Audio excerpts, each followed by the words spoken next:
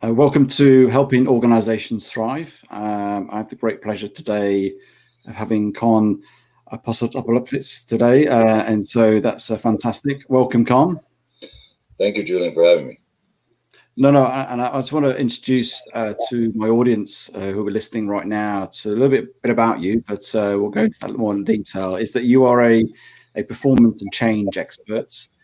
You're an author and international speaker, and you provide change management and performance improvement expertise for individuals and organizations who are looking to navigate challenges and thrive even in uncertain times, which we certainly are. And I recently interviewed a colleague of yours, Eli, who you both wrote a book together recently on 7 keys to navigating a crisis. So lots of meat, lots of things to tackle there, and I'm looking forward to having your insights on this show. So I just want to ask the first question, which I always ask all of my guests, is what do you love about what you do, Kon?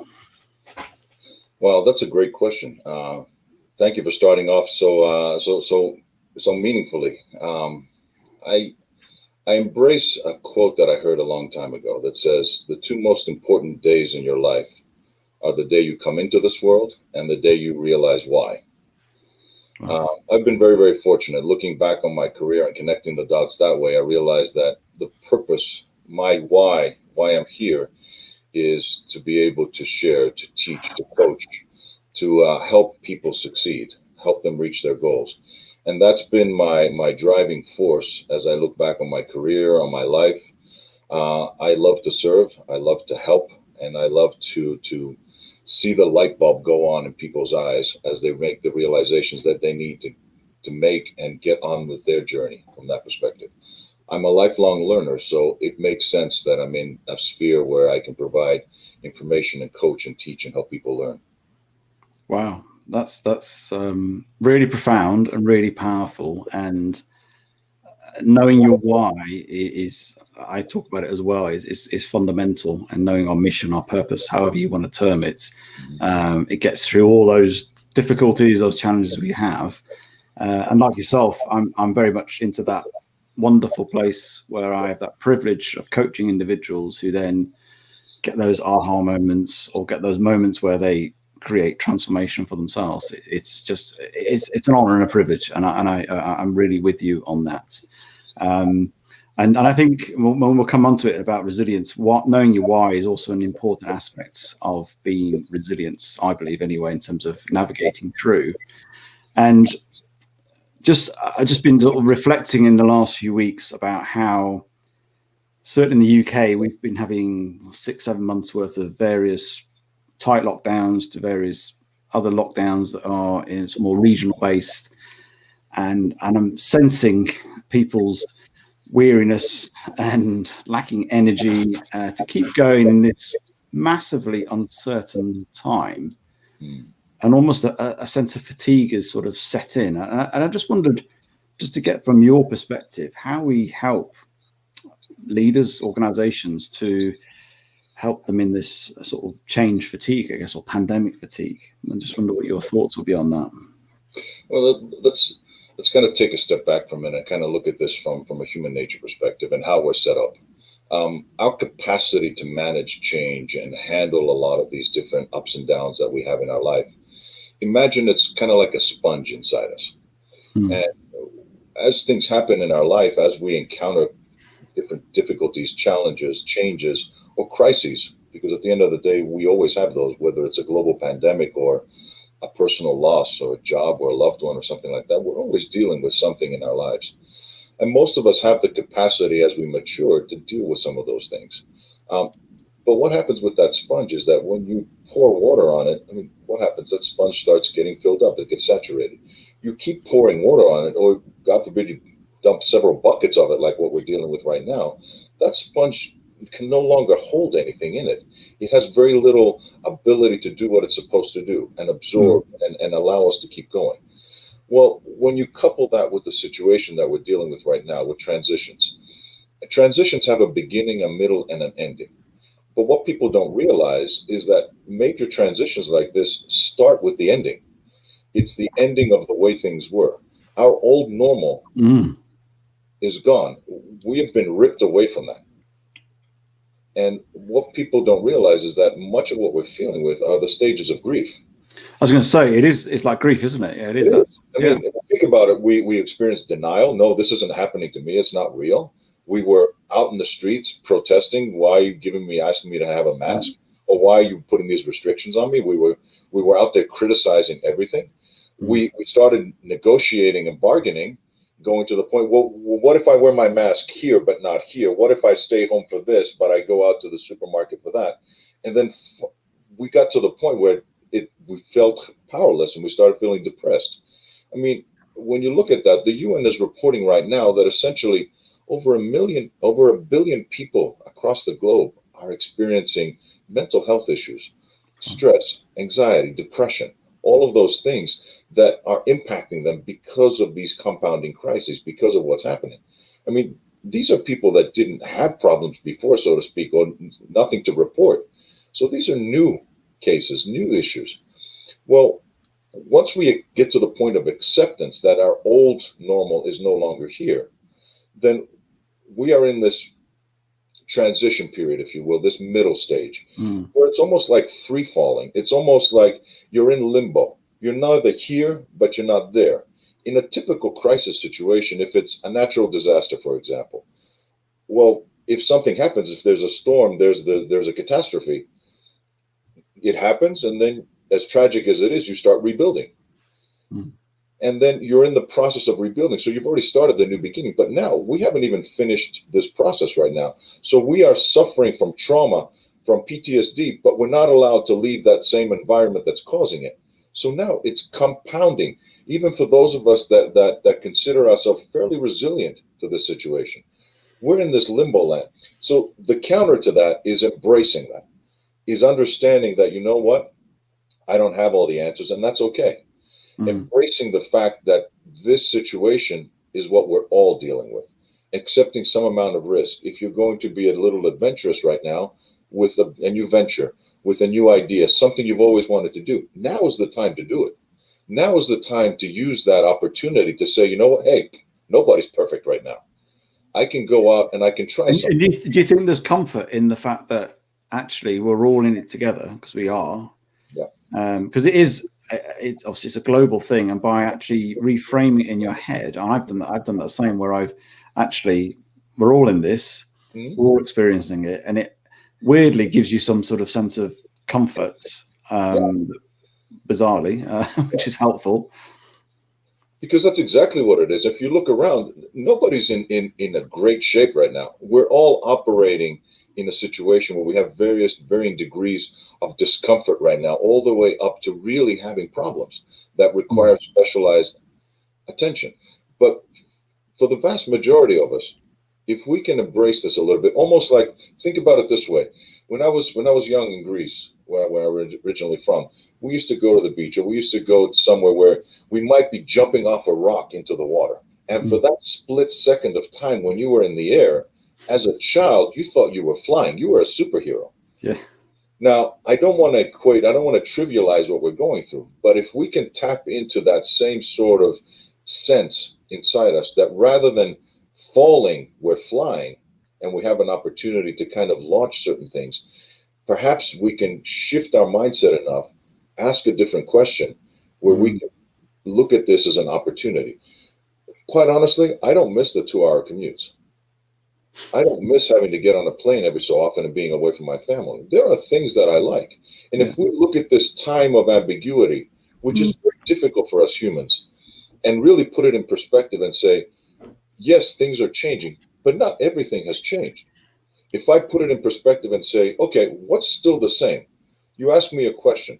My purpose hasn't changed because we're in a pandemic. No. My loved ones are still here. I still get a chance to hug them and tell them I love them. And the people, my trusted partners, my colleagues, having this conversation with you, that hasn't changed. What has changed is the fact that I can talk to somebody who's across the pond, who's thousands of miles away from me, because now we have the opportunity to expand that reach, because we're all embracing this. And then as we get through this period of testing and trying and new things, we'll finally get to that other side. And now we start the beginning, the new beginning. And I want to encourage people to understand, we're not talking about just a new normal. People need to accept the fact that this is the next normal, in the sense that there will be another next normal after that, and then after that, and then after that. Because there's one thing that we can count on.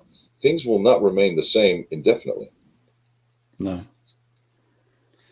I like that, the reframe you did on with your jumping off a cliff, and the fact that it's that moment where you're free falling, and instead of thinking I'm falling, I'm flying.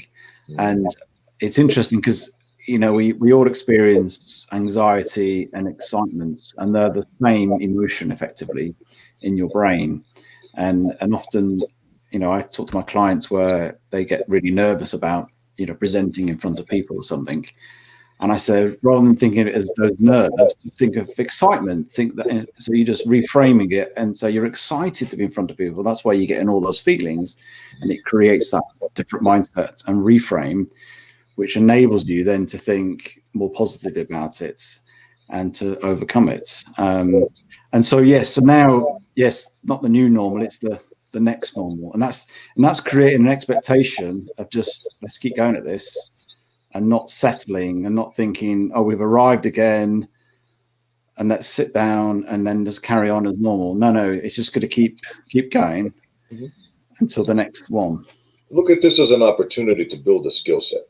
I mean, your area of expertise, as much of mine is with resilience. And we talk about resilience as the ability to cope and to handle these kind of changes. When we wrote the book with Dr. Ilya, I mean, part of the reason why we titled it Navigating a Crisis, 7 Keys to Navigating a Crisis, because what ultimately is a navigator? A navigator is somebody who can lead the way, who can chart a territory. It's not always an area that he or she has been in, but they have enough experience that they can recognize the signs. When you look back on our professional or personal lives, it's not the first crisis that we've dealt with, and it's certainly not going to be the last. I mean, all of the crises that we've had have created problems, but they've also created opportunities. I mean, just think about the word. The word crisis in the ancient Greek language, where it originates from, essentially means judgment or testing. And my ancestors used to consider that a test from the gods. It's a trial that we have to overcome. It's something that's put in front of us to address. Resilience is the muscle that comes from working through those things. And as you accomplish things, as you're able to have some success or to get your feet back from under you, you start gaining confidence. You start gaining competence. You start creating hope.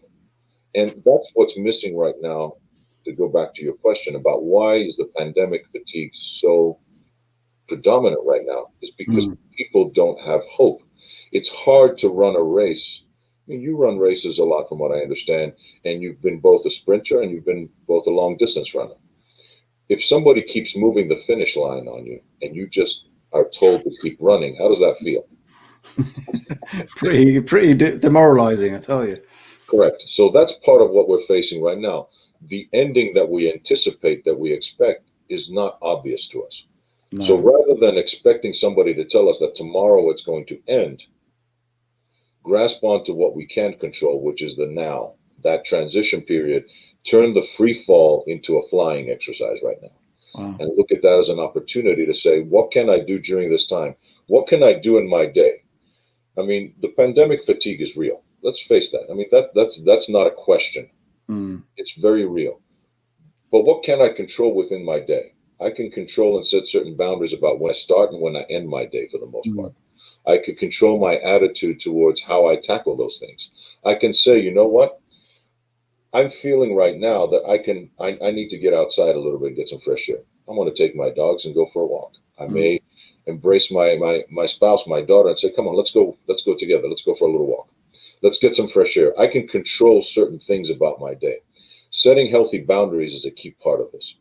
And even as business leaders, for those out there that are looking for answers, honestly, that's where right now we have to step up. When we wrote the book that you mentioned, we wrote it for individuals. However, what we're realizing is that we're being approached by our clients, old and new, to answer questions for them. The old playbooks are no longer working, Julian. The way that we went about our business, just wishing that people come back to the office or start operating a certain way, that's not a strategy. That's not an approach that's going to help them. So the biggest issues that leaders have right now is, how do I, first of all, safeguard the mental and physical health of my workforce? How do I make sure that my people are well? The same way that you would protect your family. You look at that as a business leader and you say, how can I make sure that my people are okay? How can I make sure that then we keep the doors open on our operation and we continue to be able to serve our customers, provide employment for our employees, and continue to serve our purpose that we have of why we built the company? These are questions that leaders are asking us. And the 7 keys not only provide answers to individuals, but they provide answers to business leaders as well. And I guess this is, like yourself, I'm getting asked, we know that we need to build resilience, and we know that resilience is a skill, stroke sort of mindset, in terms of those things. And we know that to make an organization resilient, you start with the individuals, and as you build the individuals, the team, the organization becomes more resilient and becomes more agile into coping with crises or challenges, not just pandemic and anything really. And I believe it's a competitive advantage to be resilient as an organization. So what are the things, taking your 7 keys in your book, in terms of making that as a roadmap for organizations, if they were to say, how do I put that in place? How do I start to build, I suppose, a resilient culture within my organization? Well, let's take some examples here. If we look at the 7 keys themselves, the first key starts off with self-care. Self-care for you and me might be part of what we've been talking about making sure that we are looking at ourselves and checking, how am I doing physically, mentally, emotionally, spiritually, attending to those needs and making sure that I am in a good place before I start trying to reach out and help others. I just wrote, and I may be tipping my hand, I just wrote an article that I'm going to be publishing in the next few days about, you cannot pour from an empty cup. Self-care is critical. How can you reach out and help somebody when you're not on solid footing yourself? So self-care is important. Well, when you take that and you translate it into an organization, what does that mean? As an HR leader, for example, someone might look at that and say, are my benefits up to date where they need to be? Tuition reimbursement is not a priority for anybody right now. No. When I look at it, I say, okay, are my physical, mental benefits, what I need to provide to my workforce relevant? Especially here on the U.S. side, where all of the benefits, the health benefits, are privatized through the companies.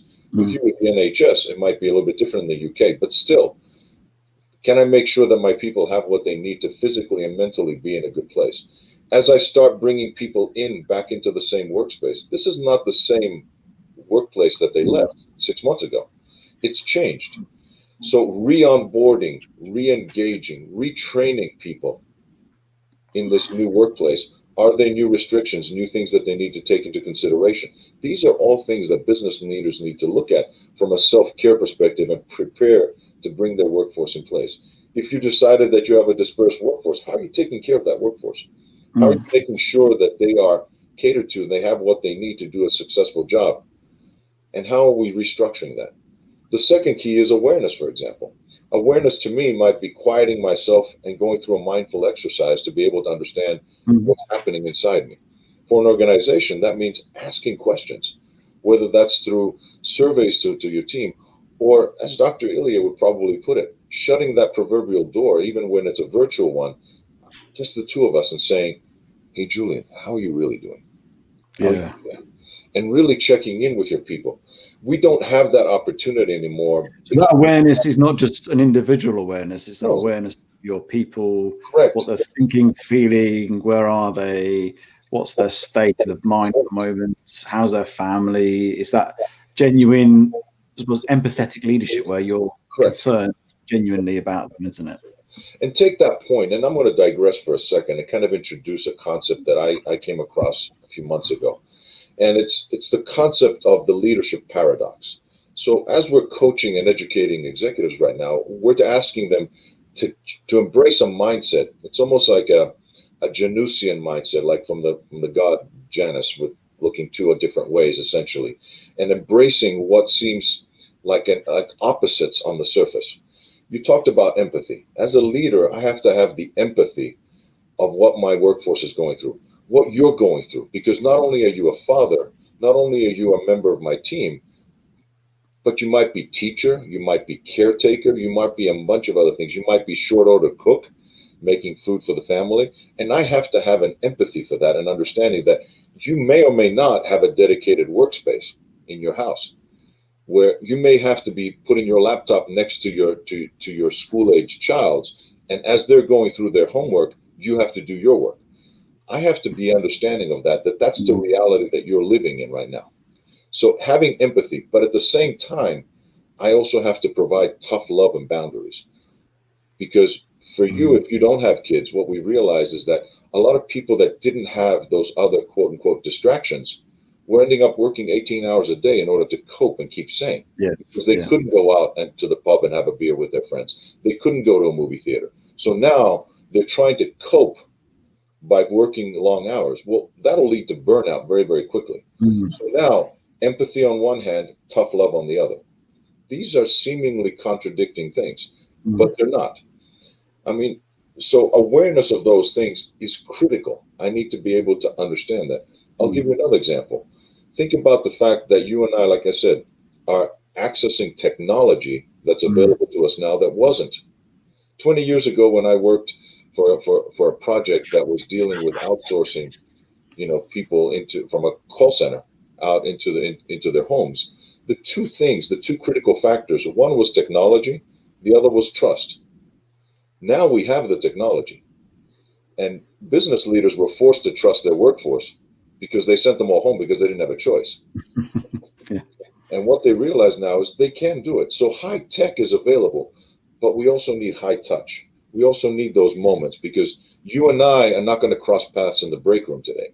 We're not going to see each other coming out of a meeting and have that 5-minute walk down the hallway to kind of catch up a little bit and talk. Those informal moments, those spaces between the key events that we normally interact. I have to make that very, very purposeful. I need to use the technology to now reach out to you purposefully. I mean, take flexibility.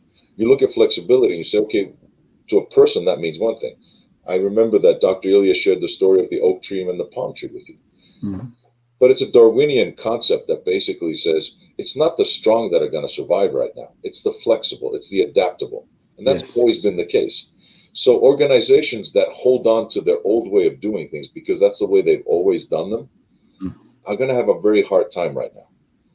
But and going back to that, sort of trying to create the, I suppose, the cooler talk, the water cooler talks where people have those moments, and it's trying to, and there's obviously a flexibility in that, and trying to create it. Yes, we've got the technology, but trying to do it in a way that's not forced or false, and trying to keep it quite genuine. And I remember talking to a leader a month or so ago, and she was having these daily calls with her team. I think it was at lunchtime, to try and create a lunchtime moment where we all chat, and she said, oh, we're just all getting a bit tired of it, and the team, nobody's turning up. And I said, well, perhaps you need to ask your team what they like next, because perhaps things have moved on, because then be mindful of the seasons changes in life.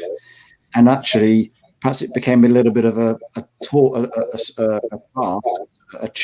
as opposed to natural engagement, and make it have a bit more free flowing, or actually say to something in your team, you organize something, and if it comes from the team actually opposed to you, actually you might get a better engagement and a sense of more socially. Maybe it's just once a week you have a quiz together, or a beer or a drink at 5 o'clock on a Friday, whatever it is, just to try to, or just calling people locally. And I remember the early days, people were always calling me and said, oh, let's set up a Zoom call, or in the UK, and that's great. I can just have a phone call as well. I don't have to be on a Zoom call with you, because I know what you look like. I've met you in person. We can just have a normal call. It's fine. I don't have to be in this, because there's sometimes a bit of pressure when you're in that, not so much now because people are used to it, making sure the background looks good and I look good. And actually, I can just sit on my bed and just have a call with somebody or sit in a chair, and actually it's better than sex. So it's being mindful of that and not so use technology. I always say to people, technology is there to serve us. Correct. Not be a slave to it and thinking we have to do it. Correct. Yes, we're using it now and it's wonderful and we have to use it because you're thousands of miles away. And this is brilliant how we can facilitate this, but it's serving us and we're not slave to technology. Correct. And we have more options now. I mean, we just need to understand that. That let's use the options. Let's make sure that the tool matches the situation. I mean, I like to, when I work with people, I say, you're going to have a hard time tightening a screw with a paintbrush. It's just not the right tool for the job. So they each serve a purpose, match the purpose to the situation and to the environment. And like you said, sometimes even a simple phone call can be a lot more personal and intimate with somebody than even a Zoom call. Yeah, totally. So that's basically the gist of it. A lot of it is the 7 keys of basically providing that roadmap towards resilience, towards a path that will help companies get through to the other side. I mean, it's not from a professional standpoint. I mean, the personal tragedy aside, because there is a lot of organizations, a lot of people have suffered through this. And we shouldn't trivialize that. No, not at all. At the same time, we look at that and we say, okay, what can we look forward to? New industries will come from this, the same way that Airbnb and Uber didn't exist before the crisis in 2008 with the financial meltdown. Totally.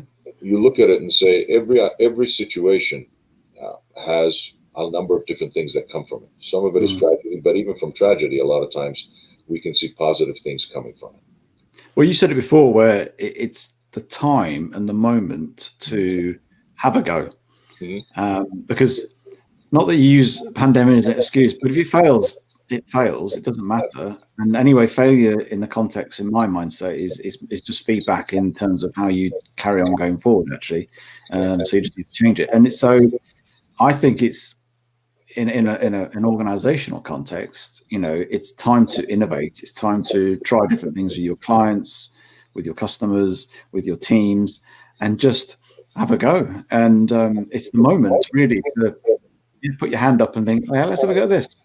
And then we fail, it doesn't matter, because you've got to try things, you've got to innovate, and just by creating that innovation and that difference, it stimulates people, it gets people engaged. Yes, there might be a sense of it might not work, but as long as it's aligned to the overall, whether it's an individual or a company purpose or mission, then people are happy to put all their engines into it and to see some success. And that creates that sort of thriving mindset still, doesn't it? It does. And let's take some of those points that you just made. I mean, the example of the meeting, the impromptu meeting that the team leader wants to make. That's so characteristic of where we are with a lot of our leaders, in the sense that they feel obliged to provide all the answers. Whereas the term engagement that you used, in times like this, what better way to be more aware of where your team is and ask them, how are we going to get through this, guys? I want your input. I want your ideas. How can we make this move? Because trust me, working on the performance improvement side, nobody knows the job better than the people doing it. Sorry. I mean, leaders may think they know the job, but the people that do it day in and day out have insights that leaders don't. They may be able to ask the right questions or provide answers to things that, we may not be thinking about. You look at a typical restaurant, for example. Here's an example of flexibility and embracing the situation with your team. What if now, weather permitting, I start moving things to the outside? I start using the outside space, whatever's available to me, even the sidewalk, to be able to provide for my customers to sit down in a safer environment. What if now I turn my wait staff into delivery people that can now deliver my product to my customers that are at home? What if I use that unused space that's in my dining room to expand the back of the house, so now I can socially distance my workforce that's cooking in the back? These are things that you can look at very, very differently. Totally. I mean, one of my clients, for example, is a major construction industry player. And I look at them, when we went through this, they know firsthand what creating a safe environment for their workforce looks like, because they have to. Their main goal, first and foremost, is to make sure that everybody goes home in one piece at the end of the day. Because the construction industry does come with certain risks. So you look at that and you say, okay, they've gone through all these different things to create a safe environment in this age of COVID. They're an essential business. Well, all of the work that they're doing, they can document this stuff, and then it becomes a competitive advantage, because when they're going out now to win more work, they can present that as, we have a plan, which is a big part of the next step. When you're talking about key 7, for example, and preparation, everybody's got a plan until they get smacked in the face. That's what Mike Tyson used to say. So how are business leaders updating their business continuity plans, their risk management strategies? Are they documenting what's working now and updating that? This is where they can use that and turn it into a competitive advantage. And then take action, not just individually as leaders, but engage your people in different ways. And then bring that forward with a positive attitude. Well, positive attitude doesn't mean rainbows and sunshine. No. When you're a navigator, you embrace that and you look at it and say, okay, what does this landscape look like? It's the difference between danger and fear. Acknowledge the danger in the business landscape, in the natural landscape, in the physical landscape, in the financial landscape. Acknowledge the danger and then act on it realistically. Don't try to put hope as your strategy or wishful thinking. That's not what this is about. This is about having a belief, a sense of confidence. The resilience that we're talking about comes in the attitude and being able to move forward with a sense of purpose, knowing that, you know what, I've updated my strategic plan. I've updated that. My mission, vision, and values, my story, my why hasn't changed. No. I mean, I look at it for myself and you. We still are here to serve our clients, the people that we're trying to help. We're trying to make the world a better place, one individual, one organization at a time. That hasn't changed, but my approach might change. I'm moving now all of my in-person coaching sessions to these kind of sessions over the phone, over Zoom. I can still make a difference. That hasn't changed. This adversity is not going to develop character. It's going to reveal it. Yes. And that's the part that we need to see. Well, the companies that really believe in the things that they say they believe need to do it. And then ultimately, with the kindness, I remember the conversation you had with Dr. Ilya, and I encourage anybody that didn't hear it to listen to it, because people talk about kindness. Well, we started the journey with self-care. We ended with kindness. We started being kind to ourselves. Now we're looking to be kind to others, because the minute you start looking outward, you're out of your head. You're not feeling sorry for yourself, because there are others that are in worse place than we are. But from a business standpoint, think about the logic of this. Most business leaders will look at you and say, are you kidding me? Kindness at a time like this? But think about it. If you're kind to your employees, your workforce, if you're kind to your customers, if you're kind to the communities that you serve, and you try to offer what you can to them at this time of need, they will remember. This is how brands are built. This is how loyalty is built. You have so much as an organizational leader to be able to do, to think about that. Be empathetic and kind to your workforce. Be understanding and find out how you can help your customers, perhaps even differently now.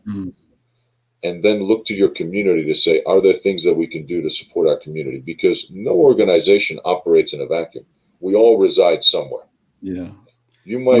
I had Mark Roberts on a number of episodes, and he talked about be in service of your clients and have that sense of a motive of wanting to help serve. I know we do it because we're in that sort of helping world, but actually whatever you do, construction, pharmaceutical, have a mindset that says, I want to serve my customers, my clients, and help them out and ensure that they've got the best service, the best products, the best price, the best people. And by having that mindset through kindness, because it's like a kindness and approach, actually you get so much more back, because they feel it, because people feel that sort of subconsciousness of a sense of purpose, whether you're just after there for the money and just for a transaction. If this is a relational thing, this is a bigger thing, and actually I can really feel this person wants to really look after me and help me with my customers and innovate me in a different way. Actually, I want to keep this relationship going because this is really good. I feel it. And I think that kindness overflows within your employees amongst then onto your clients as well. And that's a really valuable point. And I don't think it's just it's been highlighted this time at the moment because of the pandemic. But I think it's something I think it will start to be a bit of a shift in organizations and how they operate internally and then obviously externally as well. Yeah, I mean, the brands that will last, the organizations that will have success now and in the future are the ones that really tap into that purpose, the ones that really have a story behind them that people can understand, they can embrace. They're not just transactional anymore. That's not enough.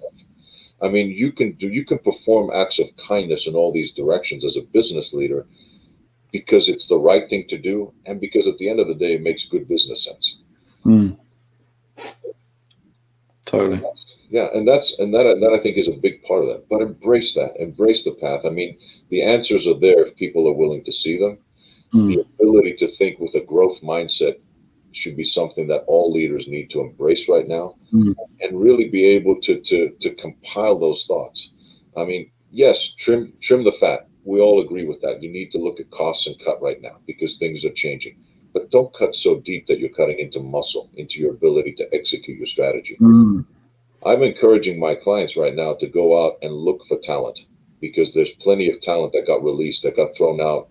The baby got thrown out with the baby, with the bathwater in this case. And there are companies that have let go of talent that's available now in the workplace, that if you're a smart operator and you know what you need, you can find some very talented people out there. I really like that phrase you said, don't cut so deep that you cut into muscle. Yeah. That's really stuck with me, actually. I like that, because it's trim the fat down, make you more leaner, but don't go so deep that actually you make yourself, you can't do things. You can't. Yeah. I mean, think about it. I mean, 6 months ago, 7 months ago, maybe a little bit more, we were talking about the war for talent, that companies couldn't find the right people out there in the workplace because unemployment rates were so low, at least here in the States. And I know in the UK, it was booming there as well in many ways. Now, people are taking it for granted that they're going to find good people out there. That's not always going to be the case, because people remember that kindness piece that we mentioned. People remember. And you will either have to pay a very high price to attract talent, or they will come to you because of the way that you've treated people. Yeah, no, totally. That's brilliant. That sounds a really good roadmap. Is using your book, which I think is great, and in terms of your 7 keys. I think we're coming to the end of our time, which has been great. I can't believe time just whizzes by. How can people get hold of you, Kon, and what's the best way of sort of tapping into that book as well? Well, the book is available through Amazon worldwide at this point. It's available there either through the electronic version, through the Kindle, or they can order it in paperback. The best way to get a hold of me, 2 avenues: LinkedIn, through my profile there, through Coach Kon. Reach out to me, connect with me if we're not already connected. The second thing is through my website, through my organization, www.freshbizsolutions.com. And that's where I have a lot of information. People can schedule time with me. They can get free resources. They can look at a lot of different things, and hopefully maybe even sign up to stay in touch and get a lot of the news that we provide. Brilliant. Thank you for coming on today. Thank you for your time. Thank you for your insights. And thank you just for sharing some really good strategies, I think, that organizations and leaders will really value. Thank you. Thank you for the opportunity, Julian. It's been a pleasure. And I'm a big fan of yours as well. And I've really appreciated how you've been going about and helping your clients and for each of us, our part of the world, if you will. Thank you.